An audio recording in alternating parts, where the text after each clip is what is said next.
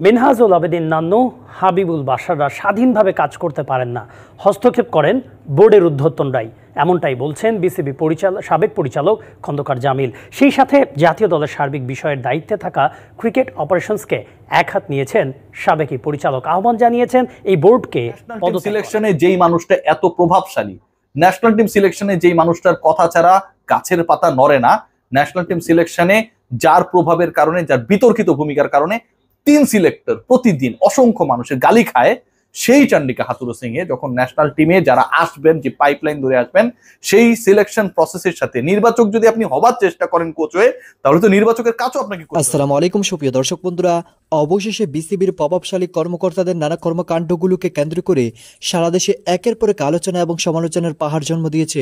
দর্শক বন্ধুরা, এবার বিসিবির সাবেক পরিচালক খন্দকার জামিল এই সকল পরিচালকদেরকে নিয়ে এমন কিছু কঠিন বার্তা দিয়েছেন এবং সেই সাথে তিনি বলে যাচ্ছেন এই সকল কর্মকর্তারা অতি শীঘ্রই পদত্যাগ করতে হবে। দর্শক বন্ধুরা, অন্যদিকে বাংলাদেশ ক্রিকেট বোর্ডের নানা কর্মকর্তাকে কেন্দ্র করে এবার বেশ কিছু তথ্য বেরিয়ে আসলো এবং সেই সাথে সেই সকল বিষয়গুলোকে কেন্দ্র করে এবার রিয়াসত আজিম ভাই অত্যন্ত চমৎকার কিছু আলোচনা করেছেন এবং সেই সাথে কোচ চন্ডিকা হাথুরু সিং এর নানা কর্মকাণ্ডগুলোকে কেন্দ্র করে অত্যন্ত চমৎকার কিছু আলোচনা করেছেন রিয়াসত আজিম ভাই। তো দর্শক বন্ধুরা, আপনারা এই পুরো ভিডিওটি দেখলে অনেক কিছু বুঝতে পারবেন, তাই ধৈর্য সহকারে পুরো ভিডিওটি দেখবেন। তো দর্শক বন্ধুরা, চলে আমরা এই সকল বিষয়গুলো পরিপূর্ণ জেনে নিই। সাবেক পরিচালক আহ্বান জানিয়েছেন এই বোর্ডকে পদত্যাগ করার। বাংলাদেশ ক্রিকেটের 5 মাথা, বিসিবি সভাপতি, ক্রিকেট অপারেশনস চেয়ারম্যান আর 3 নির্বাচক। ভালো কিংবা মন্দ, জাতীয় দলের সবকিছুতেই সবার আগে নাম আসে এই 5 জনের। দলের ব্যর্থতায় 5 জনের মধ্যে সবচেয়ে বেশি মুণ্ডুপাত করা হয় প্রধান নির্বাচক মিনহাজুল আবেদিন নান্নুর। আদতে এই নির্বাচকদের দায়টা কতটুকু স্বাধীনতা পান তারা? পরাধীন এই নির্বাচকদের কাঁধে আরও একবার দায় চাপিয়ে পার পাওয়ার জোর চেষ্টায় বিসিবি। নির্বাচন প্রক্রিয়ার মধ্যে আমার মনে হয় নাই যে তারা স্বাধীনভাবে কাজ করতে পেরেছেন বা তারা স্বাধীনভাবে প্লেয়ার নির্বাচন করতে পেরেছেন। আমার মনে হয় সবসময় তারা ডিক্টেটেড হয়েছেন, সেটা বিসিবির দ্বারাই হোক, কোচের মাধ্যমে হোক, ক্যাপ্টেনের মাধ্যমে হোক, যার মাধ্যমেই হোক, তারা ডিক্টেটেড হয়েছেন। আড়ালে থেকে যায় জাতীয় দলের সার্বিক বিষয় দেখার দায়িত্বে থাকা ক্রিকেট অপারেশনস। দলের জন্য কোচ আনা, দলের ভালো মন্দ সব দায়ভার বর্তায় এই কমিটির উপর। কিন্তু কোনো এক অজানা কারণে পর্দার আড়ালেই থেকে যান ক্রিকেট অপারেশনস চেয়ারম্যান। সিনিয়র ক্রিকেটারদের উপর নিয়ন্ত্রণ রাখতে না পারার অভিযোগও আছে এই কমিটির উপর।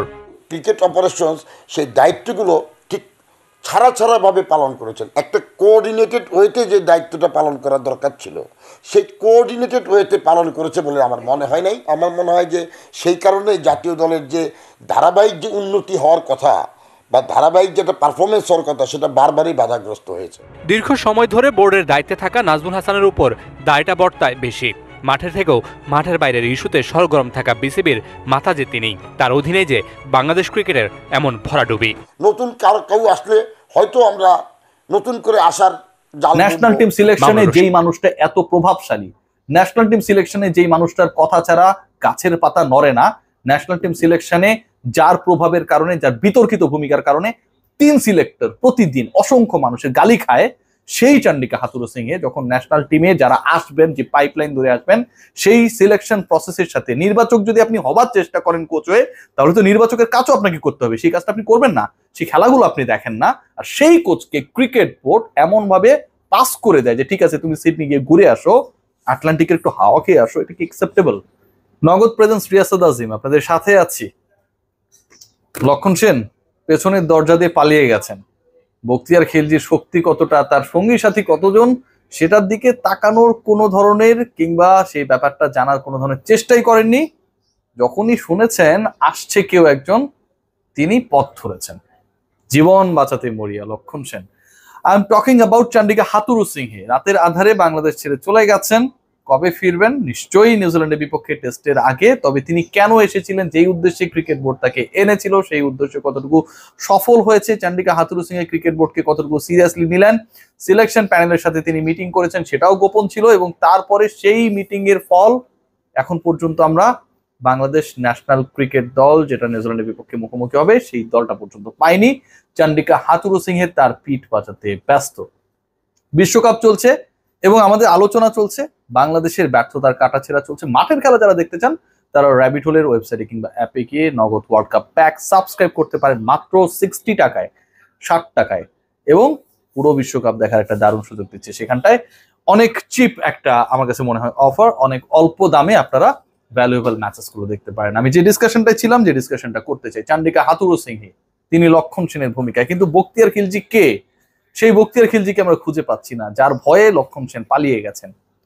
ক্রিকেট বোর্ডে এমন এক নীরবতা, ক্রিকেট বোর্ড থেকে প্রত্যেকটা ডিপার্টমেন্টকে এমন ভাবে স্ট্রিক্টলি বলে দেওয়া হয়েছে যে চান্ডিকা হাথুরুসিংহে যে বাংলাদেশে নেই, চান্ডিকা হাথুরুসিংহে যে বাংলাদেশ থেকে অনেকটা চুপি সারে পালিয়ে গেছেন 3 দিন থাকার পরে, সেই ব্যাপারটা যেন কেউ লিক না করে, এমন ভাবে এই নিউজটাকে চাপা দেওয়া হয়েছে। যারা আমাদেরকে কোচ দেন, খুব স্বাভাবিক, একজন কোচ আসতে পারেন, অবশ্যই আসবেন না, বাংলাদেশে তার কর্মক্ষেত্র, আবার তিনি তার দেশে ফিরে যাবেন, সেটাও তো খুব স্বাভাবিক, এটার মধ্যে তো কোনো ডিবেটের কিছু নেই। কিন্তু পুরো ব্যাপারটাকে হাইড অ্যান্ড সিক পর্যায়ে নিয়ে যাওয়া হয়েছে, প্রত্যেককে সতর্ক করা হয়েছে, অফিসিয়ালি সতর্ক করা হয়েছে যারা যে ডিপার্টমেন্টের দায়িত্বে রয়েছেন, যে চান্ডিকা হাথুরুসিংহে বাংলাদেশ থেকে যে চলে গেছেন, এবং চলে গেছেন গতকাল, আজকে বৃহস্পতিবার, আপনাদেরকে একটু ধরিয়ে দিই, তিনি বুধবারে চলে গেছেন, অর্থাৎ 15 নভেম্বর তিনি চলে গেছেন, যেদিন বিরাট কোহলি সচিনের রেকর্ড ভেঙেছে, যেদিন সচিন তালি দিয়েছে, বিরাট কোহলি তার রেসপেক্ট পে করেছে, ঠিক সেদিন বাংলাদেশকে পুরো বিশ্ব দরবারে, পুরো বিশ্বের ক্রিকেটের সামনে ডিসরেসপেক্টফুলি ডিসপ্লে করার যে কারিগর, সেই চান্ডিকা হাথুরুসিংহে বাংলাদেশ থেকে অস্ট্রেলিয়ায় গিয়েছেন, কারণ তার ছুটি খুব দরকার। বিশ্বকাপে বাংলাদেশ যখন খেলা শুরু করেছিল, তার আগে বাংলাদেশ নিউজিল্যান্ডের বিপক্ষে খেলেছিল, আপনারা সবাই জানেন। আপকামিং সিরিজের আগে বাংলাদেশ ঘরের মাঠে ওয়ানডে খেলেছিল, এবং সেই সিরিজটাতেও তিনি ছিলেন না, তখনও তিনি ছুটিতে ছিলেন। একজন কোচকে ছুটি দেওয়ার ব্যাপারে, তার প্রাইভেসি রক্ষার ব্যাপারে, তাকে বাংলাদেশ থেকে চলে যাওয়া, তার আশা, সবকিছুতে বাংলাদেশ ক্রিকেট বোর্ড এমন একটা অবস্থায় পড়ে গেছে যেন বাংলাদেশ ক্রিকেট চালান চান্ডিকা হাথুরুসিংহে, যার জন্য এত বিতর্ক, যার জন্য ক্রিকেট বোর্ড বিতর্কিত, যার জন্য এত সমালোচনা, যার জন্য এত নেগেটিভিটিস। সেই কোচকে রক্ষা করার জন্য, সেই কোচের ব্যক্তিত্ব রক্ষা করার জন্য, তার বাংলাদেশে আগমন প্রস্থানকে গোপন রাখার জন্য বিসিবির যে মরিয়া চেষ্টা, এটা কিন্তু ক্রিকেট বোর্ডের রোলকে প্রশ্নবিদ্ধ করছে। একজন পেইড কোচকে প্রতি মাসে যিনি 35 লক্ষ টাকা বাংলাদেশ থেকে নিয়ে যান, এবং তার ভ্যাট ট্যাক্সের টাকাটা ওই 35 লক্ষ টাকার বাইরে, ক্রিকেট বোর্ড এর বাইরে থেকে এই পেমেন্ট গুলো দেয়। এই যে বাংলাদেশে আসছেন, সিডনি যাচ্ছেন, এখানে ওখানে ঘুরছেন ফিরছেন, সেই টিকিটস গুলো তাকে দেয়, তার অ্যাকোমোডেশন ফ্রি। আমার কোনো আপত্তি নেই, তিনি যদি যোগ্যতম হয়ে থাকেন। সেই মানুষ যখন বিশ্বকাপে বাংলাদেশকে একদম ডুবিয়ে দিলেন, বাংলাদেশের ক্যাপ্টেন সাকিব আল হাসানকে তিনি বিতর্কিত করেছেন, তামিম ইকবালের সাথে বিতর্কিত আচরণ করেছেন, ক্রিকেট বোর্ডকে বিতর্কিত চিন্তা ভাবনাগুলো বুঝিয়েছেন, প্রত্যেকটা ম্যাচে বিতর্কিত শাফলিং করেছেন, সেই মানুষের ব্যাপারে ক্রিকেট বোর্ডের মোহ ভালোবাসা কেন এত বেশি? কি কারণে তিনি হুট করে মৌচাকের ভূমিকায়, আর ক্রিকেট বোর্ড কেন হচ্ছে মনে করছে যে তিনি ছাড়া আসলে মধু পাওয়া অসম্ভব না? সেই ব্যাখ্যা আমার কাছে ক্লিয়ার না। সবচেয়ে দুঃখজনক সত্য যেটা, যে চান্ডিকা হাথুরুসিংহে তিনি যে বাংলাদেশে এলেন, আপনারা আমার সাথে নিশ্চয়ই একমত হবেন এই পয়েন্টে, যে পয়েন্টটা আমি এখন ডিসকাস করতে চাই। বাংলাদেশের পুরো পরিকল্পনা তো তিনি করেছেন, যে বিশ্বকাপটা বাংলাদেশ খেলছিল, তাই তো? এবং নাজমুল হাসান পাপন, বিসিবি প্রেসিডেন্ট, তিনি যখন কলকাতায় ছিলেন, আমি রিয়াসাদ আজিম তাকে জিজ্ঞেস করেছিলাম যে আসলে এই যে উল্টাপাল্টা গুলো হচ্ছে পাপন ভাই, এগুলো কি আপনার কনসেন্টে হচ্ছে? আপনি তো এর আগে ভিন্ন কথা বলেছিলেন।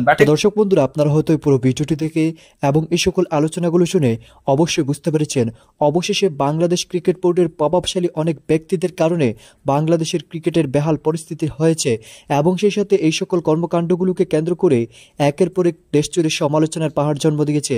তো দর্শক বন্ধুরা, আপনারা বিসিবির সাবেক পরিচালক খন্দকার জামিলের এই সকল কথাগুলো শুনে এবং সেই সাথে রিয়াসত আজিম ভাইয়ের এই সকল আলোচনাগুলো শুনে আপনাদের কাছে কি মনে হচ্ছে, এবং সেই সাথে কোচ চান্ডিকা হাথুরুসিংহের এই সকল কর্মকাণ্ডগুলিকে কেন্দ্র করে আপনারা কি বুঝতে পেরেছেন, অবশ্যই কমেন্ট করে জানিয়ে দিবেন। তো দর্শক বন্ধুরা, ভালো থাকুন, সুস্থ থাকুন, আল্লাহ হাফিজ।